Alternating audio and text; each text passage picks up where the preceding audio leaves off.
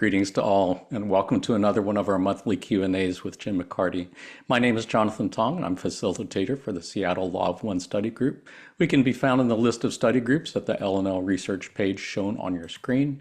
We do also have a Facebook group, and we do meet on Zoom twice a week, Tuesdays from 3 to 5 p.m., Saturdays 8 to 10 a.m. Pacific time. You don't have to live in Seattle or anywhere near Seattle to join our Facebook group or Zoom sessions.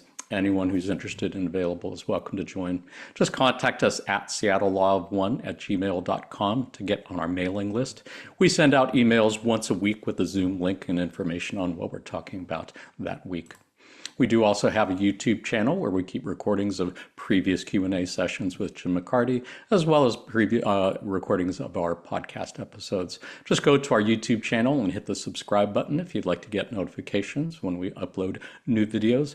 And contact us at seattlelawof1@gmail.com if you'd like to sit in on any of our Q&A sessions. We are lucky again and blessed again to be joined by our good friend Jim McCarty for some informal conversation and questions about the law of one and how to live it. How you doing today, Jim? Doing well, doing well. We're getting a little bit of rain. My flower gardens are happy as I can imagine.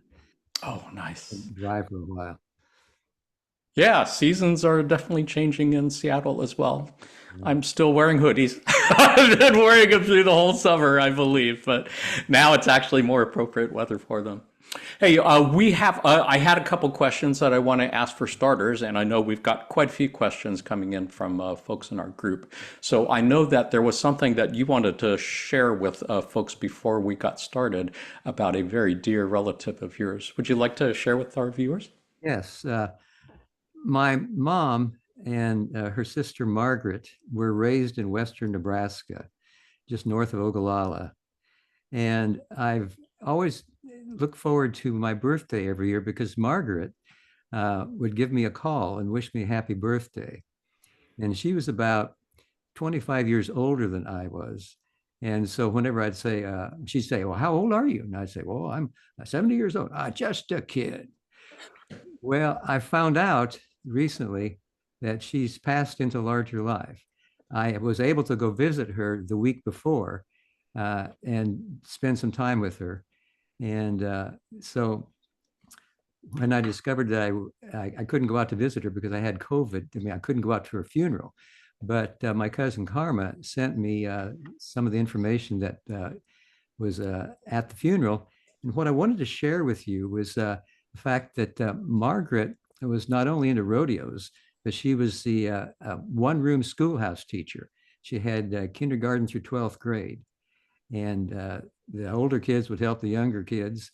And so that was most of what she was known for. And right before the funeral began, there was a fellow named Dave Knight. I'm not sure who that was, but he wrote a little poem about her that I wanted to share with you because it tells a lot about her.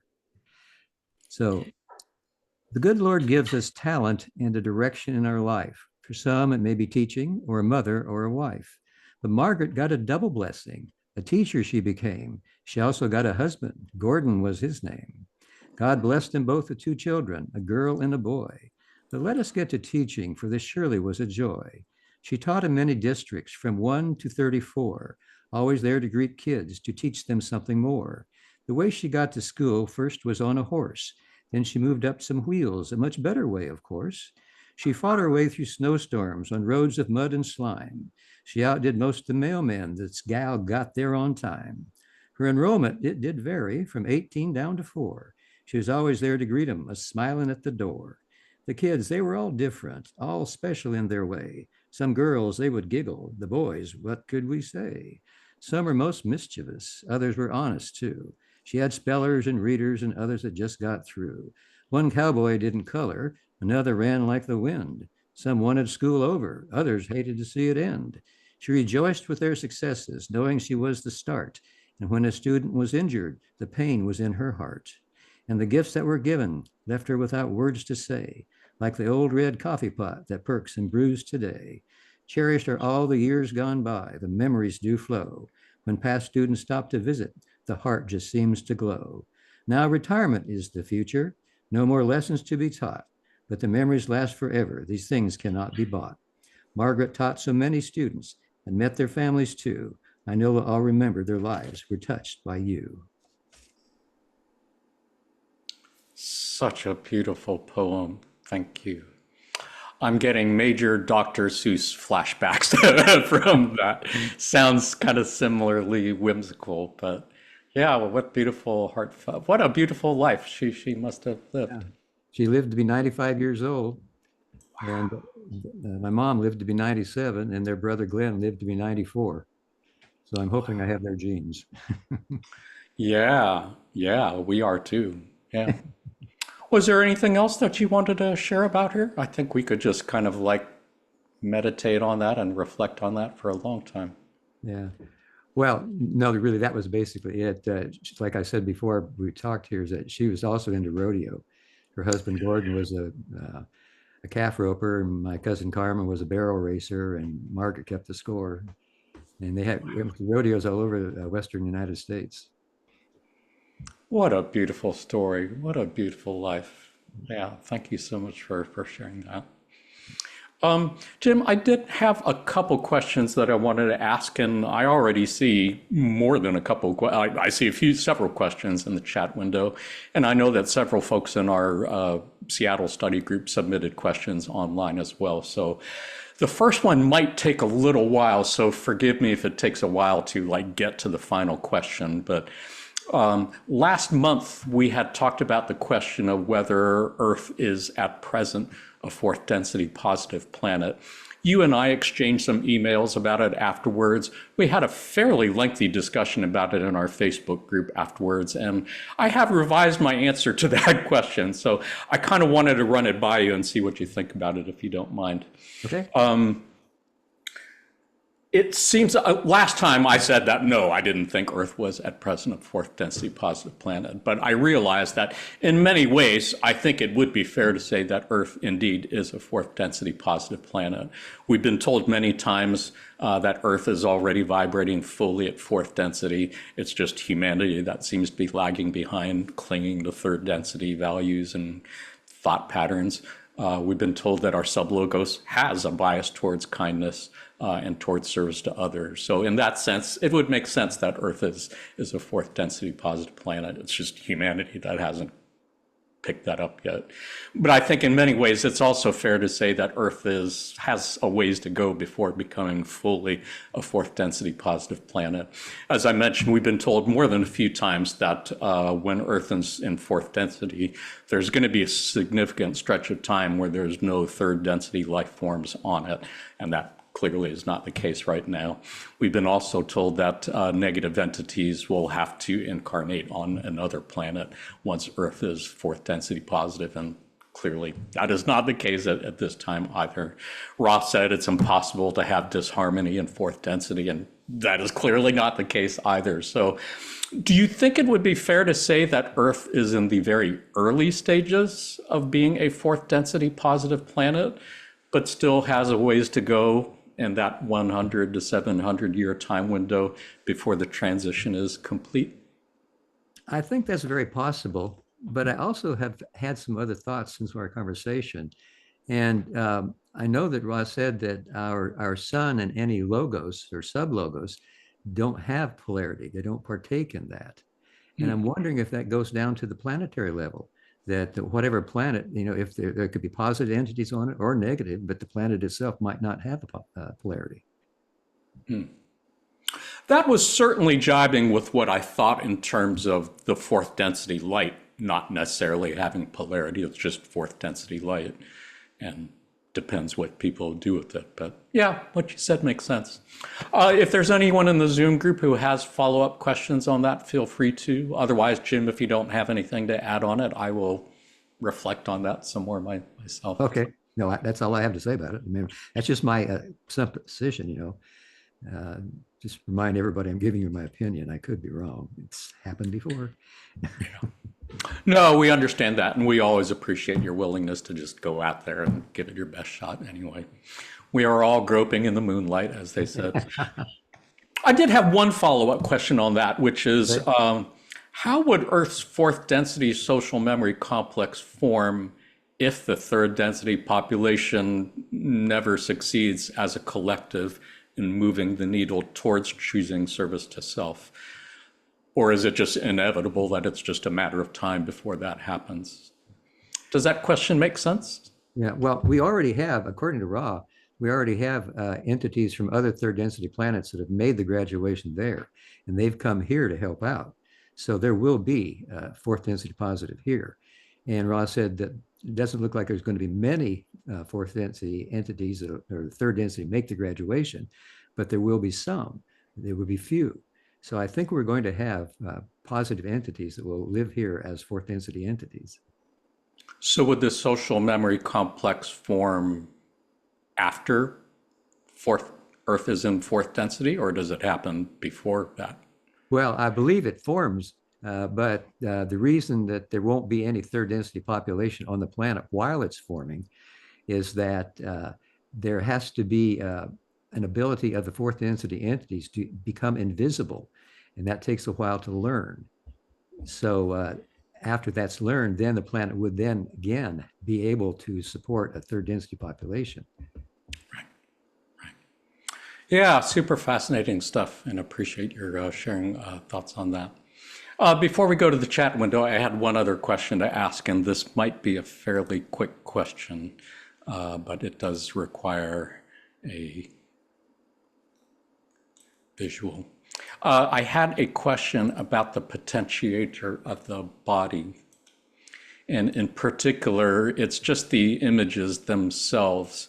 I've seen two different images for it. The one on the left is the one that is in the appendix of the raw contact found on the L&L Research website.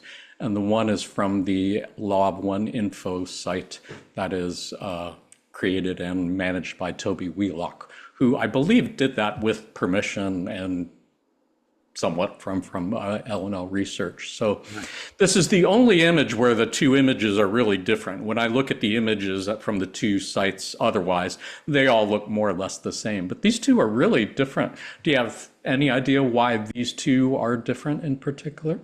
I have no idea. I have to tell you, I've never seen the image on the left, even though it's supposedly on our website. I will ask Gary about that one then. Yeah. The one on the right is the one that I've always been studying. We didn't get very much information about the body or the spirit, but and I don't know if, well, there's supposed to be a cloak. I guess the one on the left has a cloak and doves. I see the doves on the right, but I don't see doves on the left. Yeah. And then there's a serpent. I see the serpent on the right. I don't see a serpent on the left. The one on the right is holding the serpent as a cane, and the one on the right just has a cane. I didn't even pick up that that was a serpent cane. Yeah. Interesting.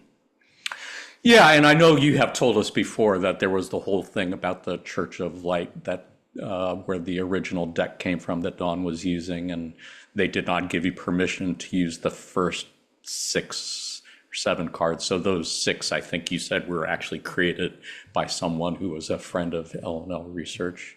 Right. As far as the rest of them are concerned. I will save that question for Gary, or maybe we'll come back to it another time. I know there are quite a few folks who have questions of their own they would like to ask. So once again, thank you for sharing your thoughts on it. Otherwise, I believe Linda had a question she wanted to ask first. Linda, would you like to go ahead and ask? Good morning, Jim. It's good to see you this morning. Thank you for being here with us. My question was on some of the various publications and seeing if they're going to be available at homecoming, in particular the Brown notebooks and also Living the Law Part 2. And I'm not quite sure how far along Part 3 has come. Do you have any information on those publications? Well, I'm pretty sure the Brown notebook will be there, but I have to check with Gary and Trish and Austin to be sure. They're in charge of whatever items are going to be there. Living Law of One 102, I've made an audiobook out of it, but as far as I know, it's not yet available. And the paperback, Austin said, was supposed to be available sometime this fall. So hopefully that'll work. I'm now recording the audiobook for 103. And that's going to take a while. So that's not going to be available probably until next spring. And the same with the book. Okay. Thank you very much for that information. Appreciate it. Thank you for asking, Linda. I'm definitely looking forward to seeing those when they are published. Raquel, did you have a question you wanted to ask? And then I see Elaine and Carlita after that. I did. Hi, everyone. Hi, Jim. Appreciate you here as usual. Okay, I have a question about sexual energy, and it may seem silly, but it might be helpful to me and others. What do you, and it's general and personal. So what do you do with sexual energy when you don't have a partner? And I know it's creative energy, and you can you can obviously offer it to different things, but what do you do with it when you don't have a partner, and can you exchange it to the level as when you do have a partner? Well, if you don't have a partner, I don't think there could be an exchange.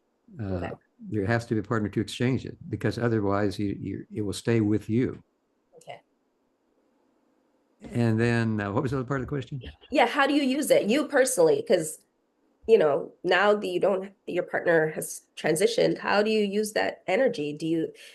I know it stays with you, but do you make use of it? Can you make use of it? Is it a different energy than creative energy? That's kind of what I'm trying to figure out. Yeah. No, I don't have any way of making use of the energy because Carl is gone. Yeah. But in my meditations, when I first had my, I guess you'd say, awakening out in Colorado at this Adventure Trail Survival School, I was working with dreams to help the circuit of the energy in my brain go from the old root stem to the frontal lobes and to the third eye, or the indigo ray. And I was successful there, so that when that happened, it was like an orgasm in my brain. And every time I had a regular orgasm, I had an orgasm in my brain. Wow. So now when I meditate, that feeling of a beginning orgasm is between my eyes, in the third eye. So that is something that has stayed with me. But otherwise, I have no way of utilizing that sexual energy. Yeah, that's what I wanted to know. It's very interesting. So basically, if you're not using it, it just stays with you. There's no way to exchange it or make use of it other than through a exchange. Okay, Yeah. thank you. I was wondering about that. Well, thank you for your question. The rest of us are just going to have to masturbate and watch porn, I think. Because I have not had an orgasm in my third eye yet, but I'm looking forward to it one of these incarnations. Thank you so much for asking a question, and thank you much for answering, Jim. Elaine, did you have a question you wanted to ask? Yep. Good morning, everyone. Hi, Jim. Thank you so much for being with us again. So in the Camelot Journal right now, you're posting the Hatonn sessions from the late 70s. And that's prior to the rock contact, correct? Right. So what were the circumstances then of those early Hatonn sessions? How did they begin? Where did they take place? They took place in pretty close to downtown Louisville at 2120 Douglas Boulevard, the third apartment, number 3, up on the second floor. And Carla and Don had been together since they met each other in 1961 when Don was a professor of physics at the University of Louisville. And he was looking for other ways to explain the nature of reality rather than science. And he became aware of what has later become the Brown Notebook. He became aware of this group in Detroit run by Walt Rogers, who had had a face-to-face encounter with a UFO entity. And he had what was called a lingering telepathic contact. And the contact said, if you want to form a meditation group, we can answer questions about the nature of your spiritual journeys. So that's where the first information came from that became known as the Brown Notebook. So later on, after Carla was part of the first channeling group, but she didn't channel any. Her boyfriend at that time asked if she could be part of the group, and Don said sure. But later, after her boyfriend had cheated on her 7 times, and then had the courage to ask her for a divorce, which she gladly granted, she returned to Louisville and joined Don again. So that was 1964. And we don't have any of those channelings then because I don't believe they were recorded. I think it was 1972 when the first ones began to be recorded. So the Hatonn channelings come from Carla channeling in the apartment there. And it was in that apartment that I first met Don and Carla after I was been living on the land without any power. I had my little battery-powered radio, and I heard them being interviewed on WKQQ radio in Lexington, Kentucky. They were talking about the one great original thought of love, which was the message of UFO entities. I thought, wow, I got to meet these people. So eventually I was able to meet them. Some folks in our co-op that ordered food that we couldn't grow ourselves said they knew Don and Carla and would introduce me. So they did. And that's where I met them both. Thank you. Thank you. Yeah. Great question. Thank you, Elaine. Carlita, did you have a question? Yes. Hi, Jim. Thank you so much for your work that's been many decades long. Even though I only connected with this material about a month ago, because of the wealth of information that's been recorded and shared, I've been able to teach myself and just appreciate the continued work and sharing that you're doing.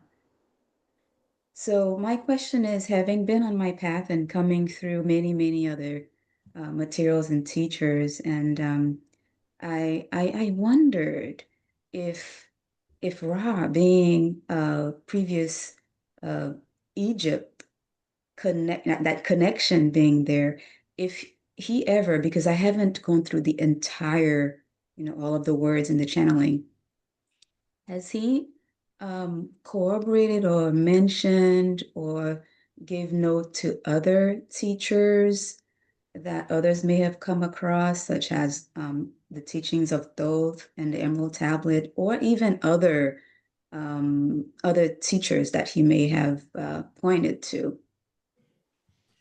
Well, Ra was a group of entities that were, their third density planet was Venus. And they were able to do what we're hoping to do here on this planet. Their group, 6 million out of 32, 6.5 million out of 32 million total entities on Venus, were able to form what they called a social memory complex. And they became able to move through the various densities so that the Ra that we are talking to in the Ra contact, or the previously known as the Law of One books, is a group of entities. And they are teaching what has become known in later days as the perennial philosophy. It's a type of philosophy that is available in the mystical form in most of the major religions of the world. So this is something that other entities such as Ra have knowledge of.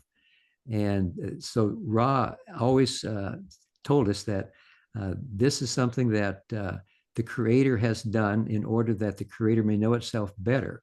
It has created the entire universe out of itself. Every person, everything, every thought is the Creator. So we're all the Creator looking at each other. So we all have the ability to teach each other by sharing our spiritual journeys, whatever we've learned from whatever source that we feel is resonant with the Law of One. Did you follow up on that? No follow-ups.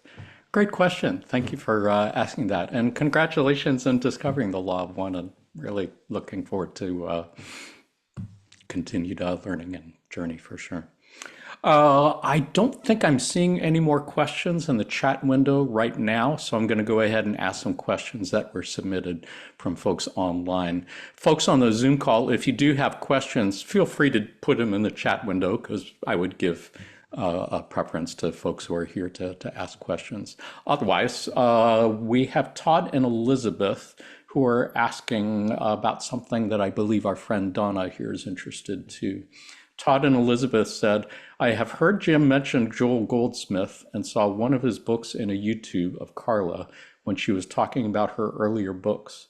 I would love to hear what Jim says about how Joel Goldsmith has influenced him and how it lines up with the Law of One. Well, I think I've probably read all of the books that Joel Goldsmith wrote. Don and well, actually, when Don was a child, his mom and dad were practitioners that used the Joel Goldsmith work as their teaching to students. So I think the book that I liked the most was The Art of Meditation. And basically what he was saying in that book is that when we meditate each time, beginning, middle, end of the day, whenever we meditate, we're actually seeking more information from that still small voice within us, which is the Creator. And if we can put that information into use in our lives, it can help us on our spiritual journey. I believe, though, that he also said that the meditation itself was something that could help us get information that was in thoughts too deep for words, so that we could get a direction in our spiritual journey. And that would be something that would manifest after we were through meditating, perhaps seeing our totem animal. If we thought, like in the raw contact, the hawk was something that told us, well, whatever you're thinking about and doing, do it. That's what you do. So if you have a totem animal and you see that afterwards, then whatever you were thinking, pay attention to that. If there's a coincidence that came along, you were wondering, well, where should I go today to have a chance to be of service to others? And maybe you go down to the grocery store and somebody dropped their groceries outside and you need to help them pick it up. One thing and another will come to you. And it was meant to happen if you have that unseen, unfelt thought that came to you, and not in words, but in an image or a feeling, an intuition. So that's my favorite book by Joel Goldsmith. Beautiful. Yeah, thank you so much for sharing that. That is news to me. I know I've seen his name mentioned at least once or twice in different channeling transcripts, but yeah, haven't heard this. Am I remembering correctly that he is was a Christian theologian, if looking for some way to describe his background? I think he started out in the Jewish religion. And then he had these transformative experiences that took him beyond any religion. Nice. And I think basically he told his mom that he was through with religions, and that she didn't take that very well. But I have found another way of looking at things that gives me the overview that no religion has ever given me, that I've heard about. And it's interesting enough, Elaine's mentioned that I'm working with the quote channelings now. And now and then I come across phrases that when Carl is channeling Hatonn that sound a lot like Joel Goldsmith. Oh, interesting. Yeah. Nice. Well, that's not surprising. That makes sense. Thank you so much for sharing that. I had another question from Louis D, who asks, if in third density free will is the primary tool entities use to make choices, is that then replaced in higher densities with the tool of honor/duty? And does that then imply that free will no longer exists? No, I believe free will exists for the rest of the octave of creation. Free will is one of the major, I guess, laws, you would say. When the Creator became aware of itself before any creation was made, the first thing it did was use its free will to create the creation out of love that was focused through by free will to create light, photons moving at different angles of rotation, speeds of rotation, so that everything that you are sitting on, living in, you yourself, you're all photons. You are not solid matter. It only appears that you're solid matter. And scientists have proved this. So would it be fair to say that honor/duty/responsibility does not negate free will. You still have the choice of doing that or not. You have the honor and the duty to try to use your free will to be of service to others if you're a positively oriented entity. Yeah, makes sense. That is a great question, though. Thank you for asking. It was never even occurred to me to ask that, but that is a great question.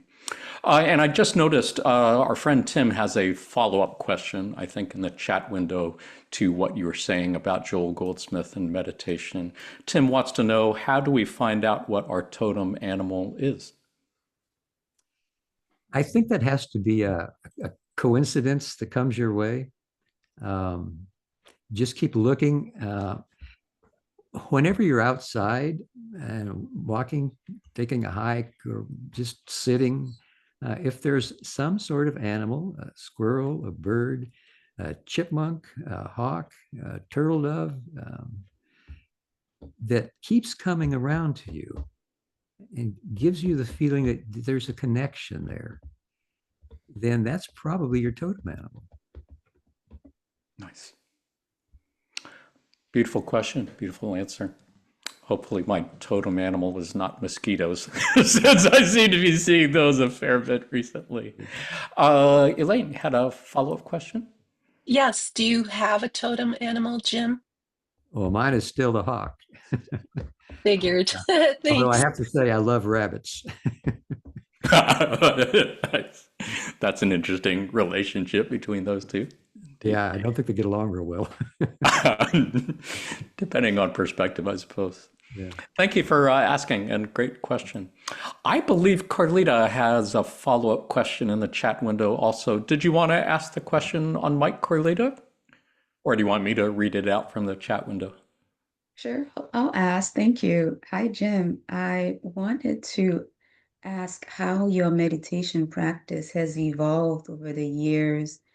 What were some of your key sort of turning points in technique in particular for you? I know it's personal for each one. And what does it look like now? Well, my meditation has changed quite a bit since Carla passed into larger life. There's more, I guess you'd say, activity. I do what some people would call square breathing. I take a deep breath, I hold it for a few seconds, then I release it, then I hold it for a few more seconds. And that seems to activate the third eye, or the indigo ray energy center, for me, as I was mentioning before. So I think that, whatever you feel is the best thing for you to do. If it's just simple silent meditation, slow breathing, go with that. If you want to do some form of the square breathing, hold it just at the top instead of the bottom. I think you have to use your intuition there. Great question. Any follow-ups on that, Carlita? It sounds like you don't have to do much to get into that state of flow and basically use the rest of your day as your meditation opportunity. So that's great. Yeah. After a while, I think, that the old saying, practice makes perfect, or somewhere close to it, getting there can take place. Beautiful question. Linda, did you have a follow-up? Yeah, I was wondering, how long do you do the square breathing before moving on to the rest of your meditation? Or do you just sit there for 20 minutes and do square breathing? I use it for my entire meditation. My first meditation of the day is an hour long, and my second one is an hour long, and then I have 4 others that are 20 to 30 minutes. And so for 1 hour, you do square breathing? Right. And do you count it out? No, it's become a habit now. My body, I think, knows pretty well. Cool. My mind wants to do. Thank you. Thank you.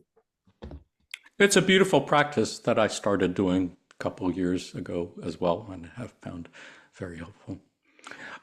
We did a podcast episode on meditation several months ago where we looked at several different passages from the entities known as Ra and Kuo on meditation. And of course, they never say that there's any one correct or best way to do it. As Jim said, experiment, they said, and find what works for you. Don asked Ra, is there a best way to meditate? And Ra said, no. I know. Whereas quo goes on for like 3 pages or something to say the same thing. Yeah. So beautiful. Thank you so much. Did want to encourage folks on the Zoom call. Yeah, please feel free to ask follow-up questions on anything. Ask them on mic if you want, or if you want me to read them out of the chat window, I can do that. But I'm sure Jim would love to respond to you directly. Otherwise, I did have a question from Michael R., who says, I was wondering, I was always curious about our own consciousness while channeling. Jim, do you step back into meditation and speak without a thought of what comes through, or is it more of a melding where the words are filtered through your consciousness as well?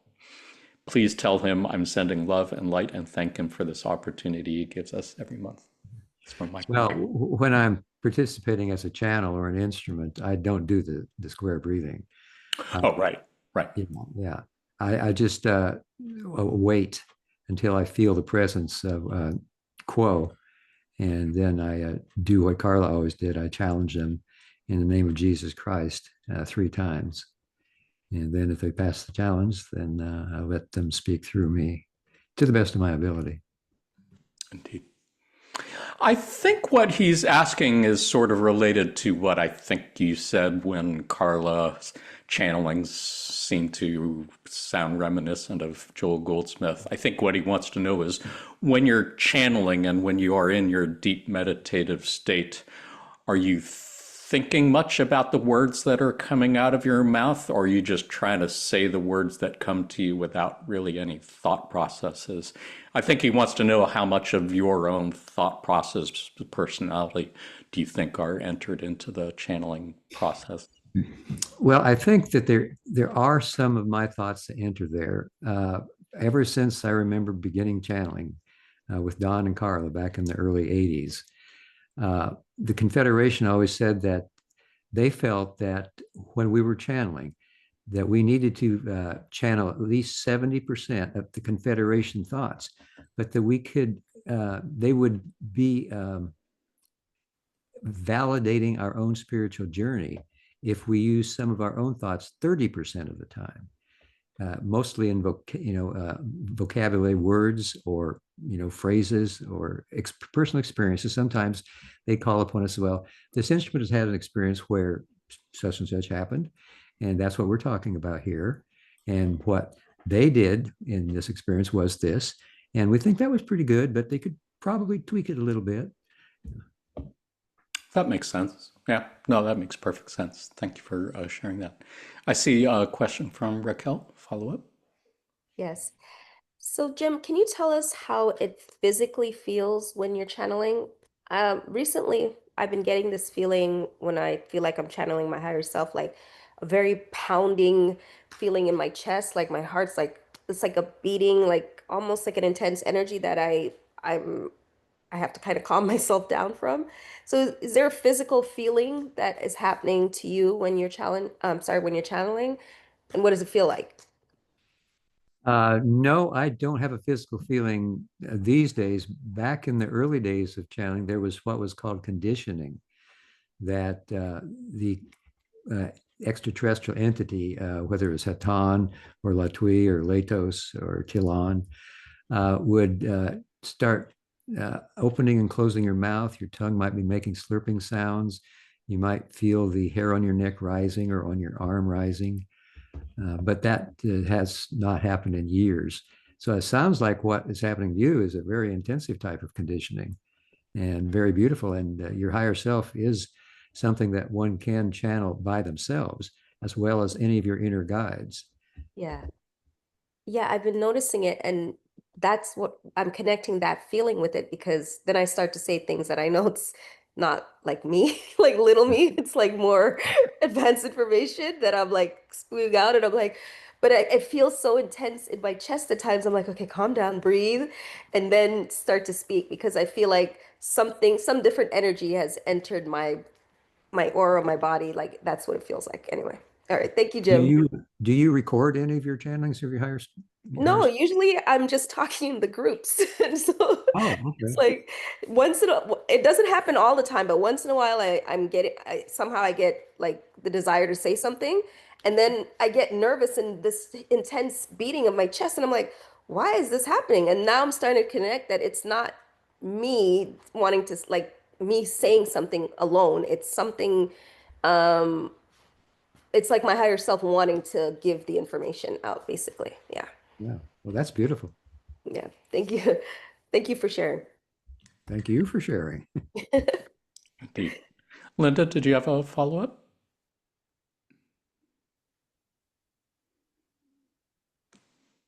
You said that when you're doing the challenging, you do it 3 times. And I know I've also heard from other teachers that, like, when you're thanking your spiritual guidance team, it should be thank you, thank you, thank you, amen. The three thank yous as opposed to just the one. Is there some reason for the 3? That's the way Carla did it. So I've tried to do my preparation for channeling tuning the way Carla did it, and I do the challenging the way she did it. And so basically, I'm trying to follow in Carla's footsteps the best I can, but nobody had a dance of channeling like she did. So you're not quite sure if there's a spiritual significance to the 3. Did No. Rob ask her to do a 3-time challenge, or No, that was just her choice. hers? Yeah. Okay, thank you. Thank you. Great question. Thank you. I'm reminded that the wanderer entity known as Nikola Tesla said, there is something about the 3 and the 6 and the 9. There is something about multiples of 3 in terms of Probably the is. Yeah. sacred geometry of the universe. Well, you know, the pyramids have 3 sides on all 4 sides. Indeed. I had a similar question, I think a related question coming from our good friend Shayla B., who said, recently I had an experience where a being came through that seemed to be of even further density. It was unable to say whether it was service to self or service to others, because for it was all the same. A huge sense of greater unity was present. There is no good or bad. Their perspective was all of oneness. So I wanted to ask if whether they came across something like that. I think that it would be possible. In the 7th density, there isn't any, well, actually, after the middle of the 6th density, the polarity is not used as a means of moving forward in the spiritual journey. So it could be after 6th density or the density of foreverness in 7th density. But what Ross said about the 7th density, those entities were so close to becoming one with the creator that they no longer look back. So I wouldn't think that they would channel through anyone, but I could be wrong. I don't know. Yeah. Good response. Great question. Thank you, Shayla. I have another question from Brian S., who asks, does love come with sorrow or deep sadness, even with objects? This sorrow is usually attributed to a loved one because we understand their mortality and we want to hold on to them forever. But I was wondering, if we truly loved all of the creation, would a sorrow be experienced as a side effect since we are aware that this particular creation is impermanent?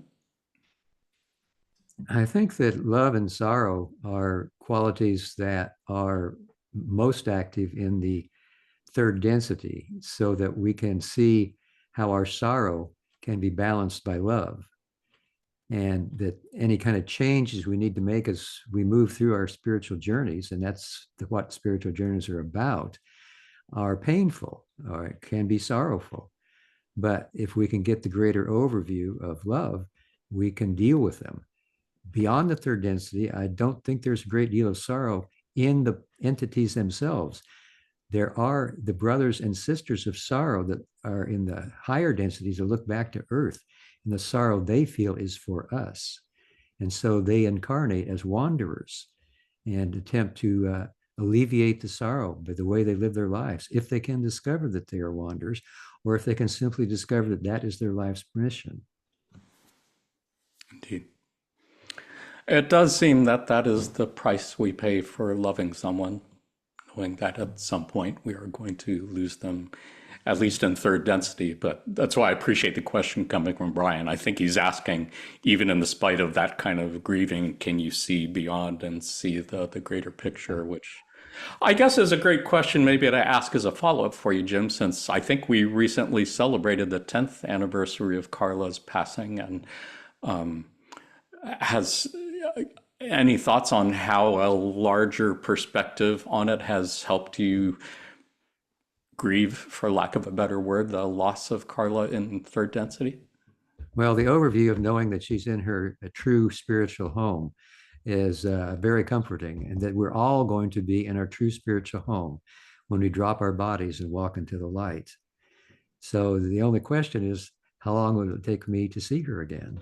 And like I said, my aunts and mother and uncle had long lives, and I'm looking forward to having a long life, because I know that time here in the third density is an illusion, and that eventually Carol and I will be together when the time is right.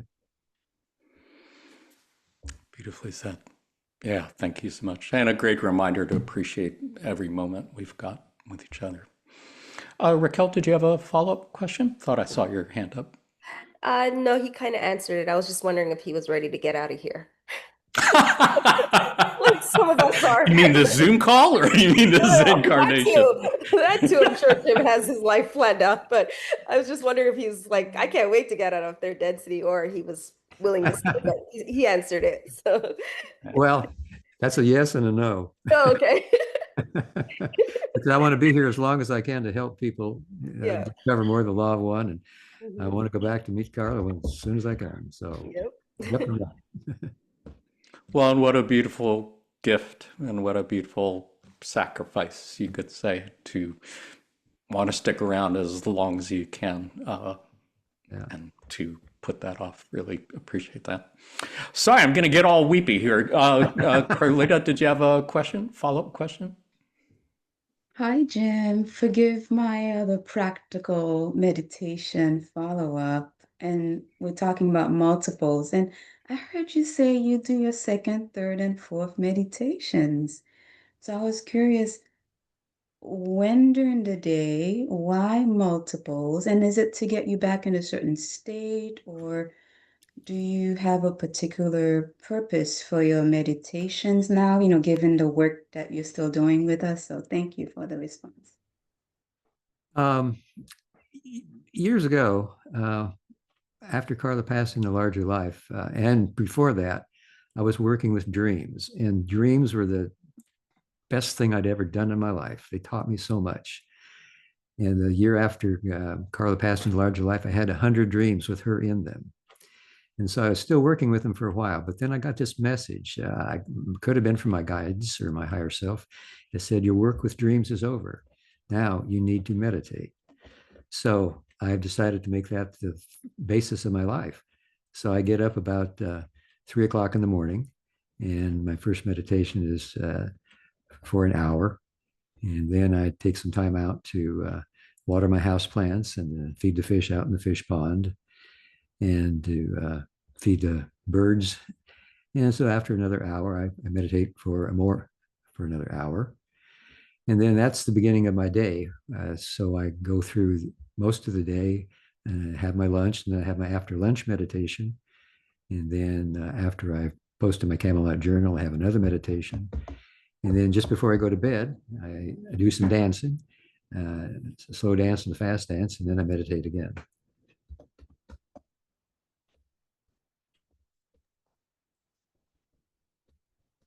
Thank you for that. Can I ask what happens after you meditate after lunch? Does each session give you an invitation to do something, an inspiration, or what's the purpose of your meditation again? My meditation is to try to get in contact with that still small voice, with the creator, to find out what it is that I should do today, if it's anything different than what I've been doing. And most of the time, it's the message is just keep doing what you're doing, which I take it as being the right thing for me. So I have my rituals during the day, my gardening, taking care of kitty cats, taking speed walks, so forth.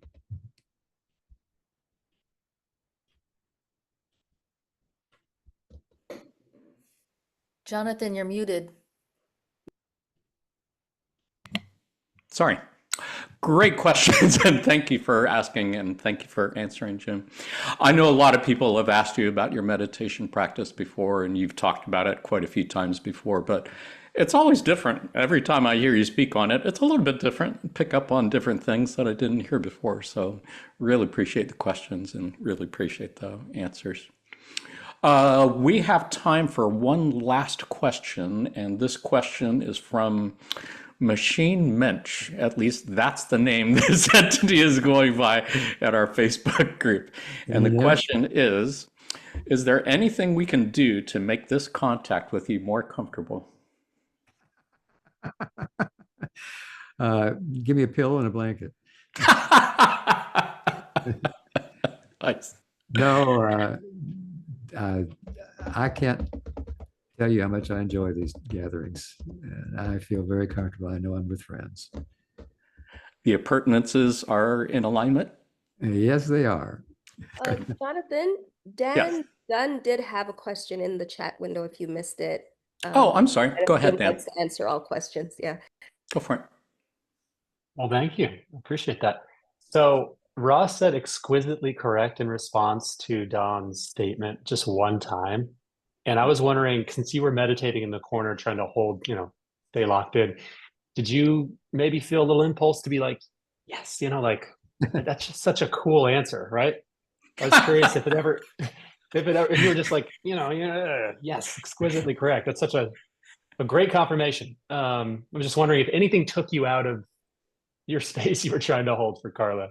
No, I tried to keep that space as consistent as possible. So I didn't let various responses by Ra. I figured you'd say that. Yeah. Yeah, that's great. I had a different question. That was kind of a facetious one, but so do you believe that being aware consciously of making an STO choice versus having it be just kind of your instinct, is there any difference in effectiveness there? Because, sometimes I do find myself like looking at a situation, I think about how I want to be polarized service to others, and then I go do the thing, versus other times I just do it out of my instinct. So I was curious if there's a different, in your mind, effectiveness. Well, as far as I know, I think that we all make pre-incarnated choices that we hope will come up out of our subconscious minds. And when we have experiences to go one way or the other, that we start making that choice according to the pre-incarnative choices. And as we continue making those choices, then it kind of builds the momentum and we discover our spiritual journey, wanting to be positively oriented and be of service to others and open our heart to the Creator at least 51% of the time when we see someone else that needs help. Yeah, I appreciate that. Yeah, I'll stop analyzing it so much. Great questions. Really appreciate your asking that. And thank you, Jim. Maybe as a follow-up, do you think it would be fair to say that doing something consciously to be of service to others is, for lack of a better word, good? Doing something for service to others consciously just so you can graduate, just so you can get out of here, probably not as good. Would that be fair to say? Yeah, I would agree with that totally. It's something I'm working with for the last couple of years, and my New Year's resolution has been to give without expectation of return. And I find that very hard. Right. Yeah. Well, it's not something I consciously want to do, but I keep thinking, did they notice that? Right. Right. Yeah, you and everyone else here. So again, great questions, Dan. Thank you for asking. And Jim, thank you for your honesty and transparency as always. I did, of course, say that was the last question, but I did, of course, lie because I've got 3 more questions to ask you as part of our pop quiz. Pop quiz, of course, is something that we'd like to do just to kind of end our time together on a fun note. And since we are recording today on September 6th, that means most, if not all, children of school age in the United States are back in school. So it seems perhaps fitting that we should start the new school year with a good old-fashioned vocabulary quiz, specifically on Law of One Vocabulary. As everyone here knows, I think the entities known as Ra and Quo have used many words that few people know or familiar with. So today, Jim, I'm going to ask you questions about the definitions of 3 such words, see how many you can answer correctly. Am I remembered correctly that you said that Carla had a pretty extensive vocabulary and never said words in channeling that she had not heard or seen somewhere before? Yeah. In fact, at one point, Ross said that there was very little difference between their vocabulary and Carla's. Wow. She must have been really good at crossword puzzles. I love crossword puzzles. Yeah. She was Wow. really good at it. That's got to be the least surprising thing I've heard in a long time. So, well, today we're going to test your vocab and see how well you know some of these words. So I'll ask you 3 questions about them, see what you can do. Folks in the Zoom call, feel free to put your answers in the chat window. Folks watching this on video, feel free to say your answers out loud because we can hear you through time space. Are you ready for your first question? I'm ready. First question. What is an Hatonn? Is it A, a mythological creature, B, a furnace used for alchemy, or C, a form of guidance or protection? B, furnace used for alchemy. Doesn't sound like you're guessing on that one. No. Nice. Yeah, indeed. That is a word that has come up quite a few times. And for viewers who haven't seen, this is a passage from May 11th, 2022. Quo said, "The body is not a stumbling block to be overcome. It is an integral manifestation of the self, which is particular in illusion, serves as a teaching tool, reflecting blah, blah, blah, etc., etc." Ra likened it to the Hatonn within which the soul experiences the fires, the forging fires of third density that forge not only the shape of the identity, but serves to transmute that which is dense into that which is fine. Yeah, beautiful word. And in this passage, really fascinating idea that your body is like a Hatonn for transmuting. Yeah. Is alchemy something that you have thought about much in your spiritual practice journey of transforming things, transmuting things? No, not at all. But you know what an Hatonn is. That's pretty good. Yeah. Are you ready for your second question? Okay. What does it mean to cavil? Does it mean A, to make a daring leap, B, to make petty complaints, or C, to achieve superhuman status? B, to make petty complaints. Are you guessing on that one, or you know that one? I know that one too. Wow, you are crushing it. Yeah, very good. Yeah. There was a great passage from, I didn't remember this one, but apparently they were asking about tending to Carla's pain that she was experiencing. And Ross said, "The salient items for the support group are praise and thanksgiving and harmony.